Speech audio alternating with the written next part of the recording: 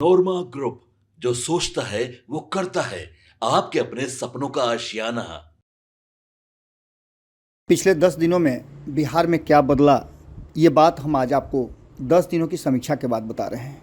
और इस समीक्षा में सबसे पहले शुरुआत कर रहे हैं कि राहुल गांधी 17 तारीख से जब यात्रा शुरू किए थे तब से लेकर के अब तक इन 10 दिनों में बहुत कुछ बदला है। बदलाव ये हुआ है कि अचानक से नीतीश कुमार दिल्ली तलब होते हैं और दिल्ली में नीतीश कुमार की गुप्त बैठक होती है। उस बैठक के बाद बहुत कुछ बदलता है। बदलता ये है कि जो लोग चुप्पी साधे हुए थे अब उनके मुंह में आवाज़ दी गई है और कई लोगों को तो छूट दे दी गई है कि अब वो खुल करके खेल सकते हैं।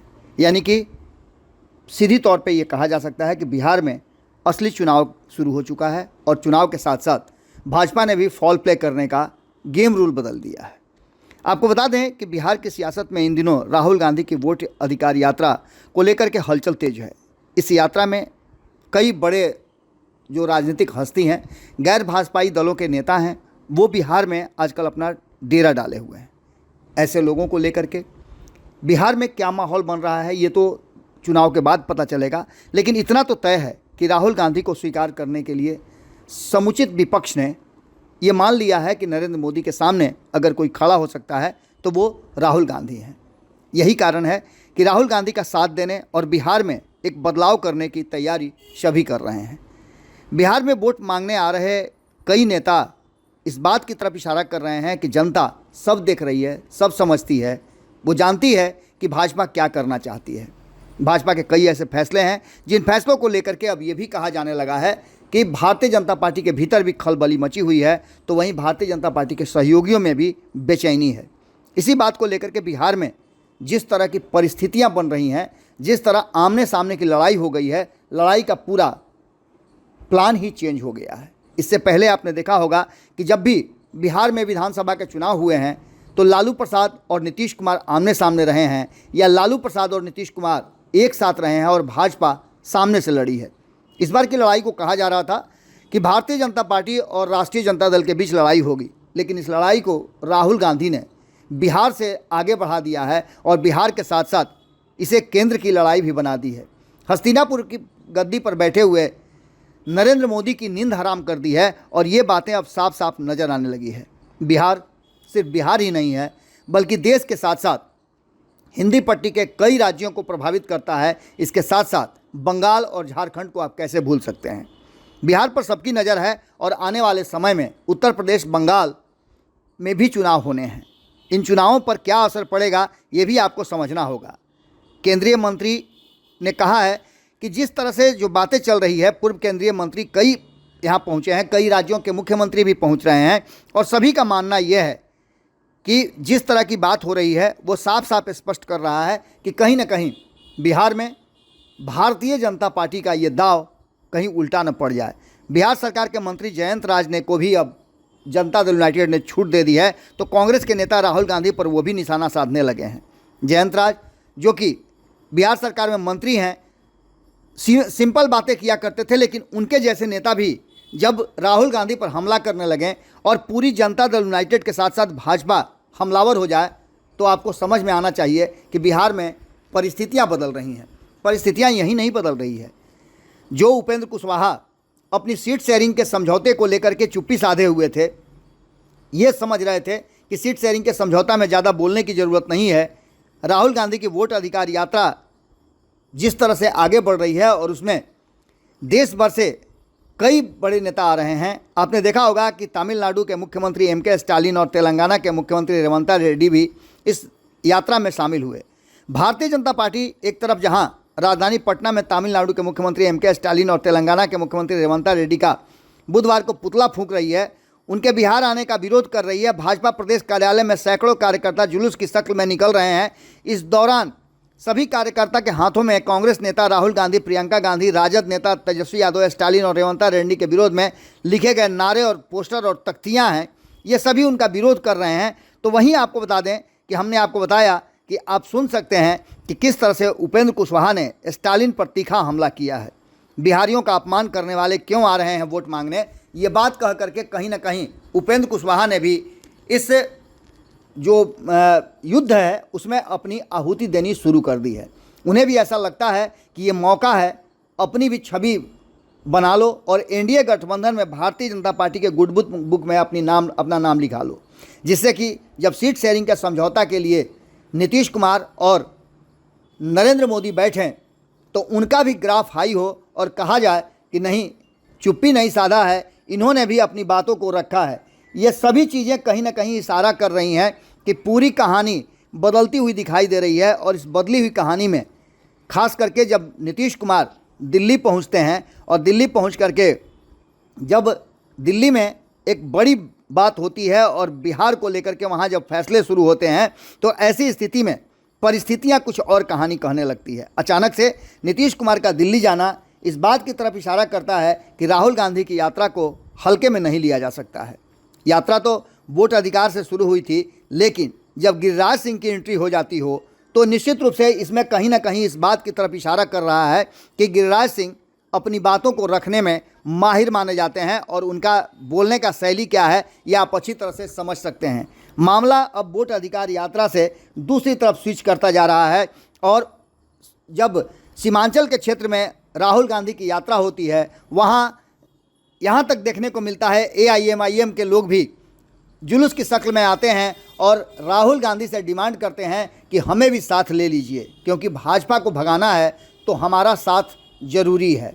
इन सारी बातों को लेकर के बिहार के लोगों को चिढ़ाने आ रहे हैं। ये बात कह के गिरिराज सिंह ने स्टालिन रेवंता रेड्डी पर तीखा हमला किया है और तेजस्वी राहुल की जो मांग है उसको नाकाफ़ी बताया है।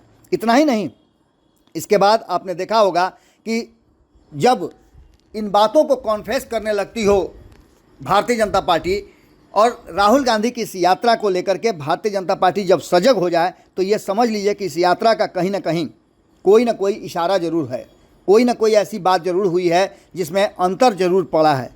रोहिंग्या को लेकर के अब बातें चल रही हैं, पश्चिम बंगाल में को लेकर के गिरिराज सिंह ने अपनी बात रखी है।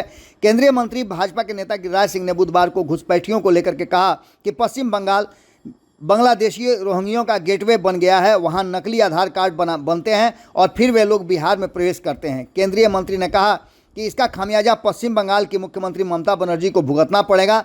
बांग्लादेशी घुसपैठियों के बल पर वह हिंदुओं को तबाह नहीं कर सकती हैं। इस मामले को अब हिंदू मुसलमान की तरफ भी स्विच किया जा रहा है। इतना ही नहीं, आपको बता दें कि इस पूरे मामले में एक एक कदम फूक फूक कर रखने वाली भारतीय जनता पार्टी अब काफ़ी बेचैन नज़र आ रही है। इन्हीं सब बातों को लेकर के जो परिस्थितियां बनी हैं वो साफ साफ इशारा कर रही हैं कि इस पूरे मामले को लेकर के भारतीय जनता पार्टी ने भीतर ही भीतर कोई फरमान जारी किया है, जिस फरमान पर एनडीए गठबंधन के सभी घटक दल अब अपनी बातें करने लगे हैं। एक बार फिर से नीतीश कुमार का दिल्ली जाना और भारतीय जनता पार्टी के नेताओं से गुप्त बैठक होना इस बात की तरफ इशारा करता है कि इन छोटी छोटी बातों को अब भूलने और छोड़ने वाली नहीं है।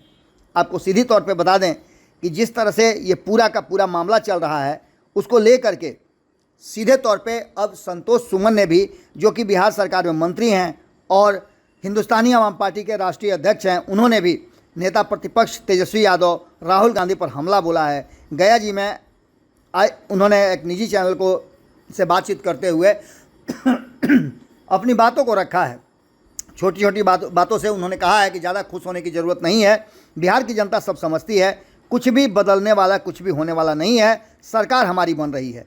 अब ऐसी स्थिति में आप समझ सकते हैं कि एक तरफ सर्वे रिपोर्ट, दूसरी तरफ एनडीए गठबंधन में बेचैनी और तीसरी तरफ राहुल गांधी का मस्त मौला अंदाज, जिसमें ज़रा भी उनको प्रेशर और टेंशन नहीं नज़र आ रहा है। खूब हंसी मजाक के दौर से वो अपनी यात्रा को पूरा कर रहे हैं और ये काफ़ी परेशान करने वाला है, खास करके भारतीय जनता पार्टी को। अब देखना दिलचस्प ये होगा कि नीतीश कुमार के दिल्ली प्रवास में क्या कुछ हुआ।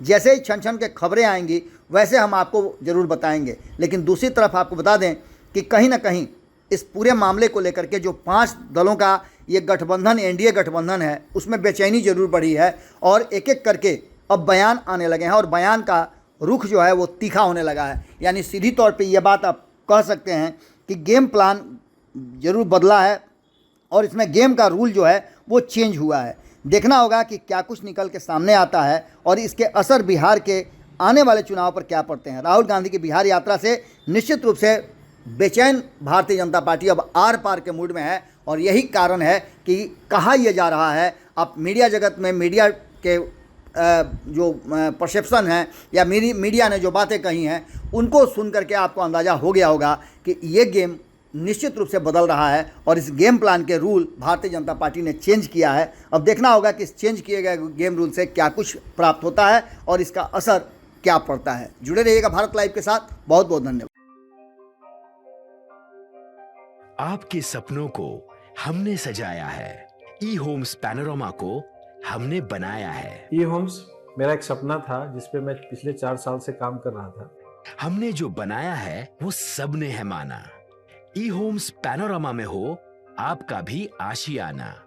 और फाइनली हमने 2021 में इस प्रोजेक्ट को लॉन्च किया। बहुत लोग अप्रिशिएट कर रहे हैं कि पूर्णिया जैसे शहर में, बिहार के, एक तो बिहार की बात करें उसमें भी पूर्णिया जैसे छोटे जगह में इस तरह का लाइफस्टाइल देना, ये सुन के हम लोगों को बहुत अच्छा लगता है।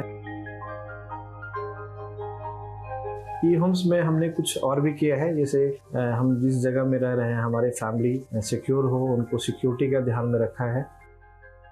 आपकी सुविधा और सुरक्षा आपके लिए खास है, ये आपका विश्वास है। इसमें आर्टिफिशियल इंटेलिजेंस का 7 लेयर सिक्योरिटी का हमने इस्तेमाल किया है। लस ग्रीन कैंपस को बनाया है। यदि हमारा बाउंड्री वाल है तो वो वर्टिकल गार्डन है। ये जितनी भी फैसिलिटी होता है एक इंटरनेशनल टाउनशिप में, ई होम्स है, ये हम लोग विश्वास नहीं कर पा रहे हैं। जो भी हमारे मित्र दोस्त या जो भी हमारे बाहर के बाहर आते हैं तो हम लोगों को बहुत अच्छा सुनने को मिलता है और बहुत अच्छा क्रेडिट मिल रहा है। वो सारा हमने सिर्फ एक बिल्डिंग नहीं बनाया, हमें एक बहुत अच्छा लाइफस्टाइल दिया ई होम्स में, और मेरा एक सपना था जिसको मैं आज फुलफिल होते हुए देख रहा हूँ। ये आपका आवास है। ई होम्स पैनोरामा में अब आपका निवास है। E Homes Panorama, luxurious lifestyle redefined. Panorama Group, जो सोचता है वो करता है। अगर ये वीडियो पसंद आई और वह बिहार के राजनीति और बिहारियत से सरोकार रखेनी तो सब्सक्राइब बटन दबा के चैनल के सब्सक्राइब कर ली। ओजे एगो घंटी बा, ओकरा बटन दबा देला से कुल सटीक और मारक खबर रुआ मुफ्त में मिल जाई। अगर रुआ पत्रकारिता के हमनी के नया प्रयोग में सहयोग कर चाहतानी तो ज्वाइन बटन दबा दी। पेटीएम नंबर नोट कर ली 9386816700।